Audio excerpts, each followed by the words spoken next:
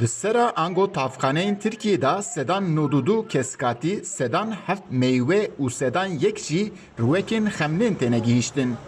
Li tevahiya Tirkiyeyê jî 4,000 donum bi enerjiya jeotermal têne germkirin. Ji van yek serayê jeotermal jî li Konyayê navçeya Cîhanbeylî li ser 100 donumî hatiye çêkirin.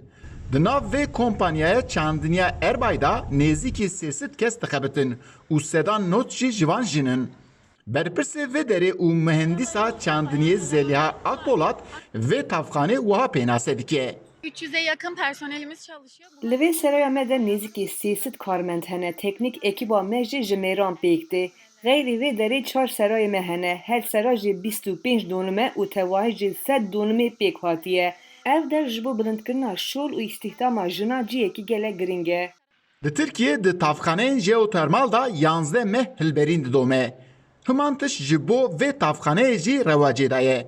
Xebatkarên vê derê jî ji vê rewşê dilxweşin.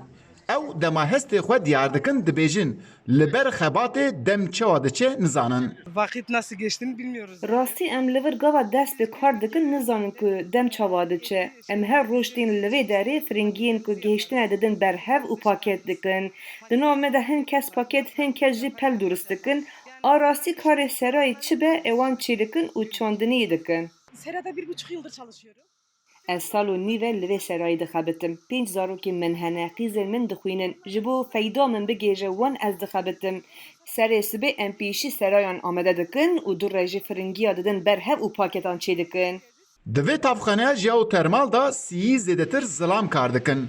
Di nav van xebatkaran da hemwelatiyên Kazakistan, Türkmenistan, İran, Afganistan jî hene. Berhemên ku li vê derê diçinin jî Enkere û Konya di serî da belavê hemû bajarên Anatoliya navîn dikin. Eyüp Demir, Deng Amerika, Enkere.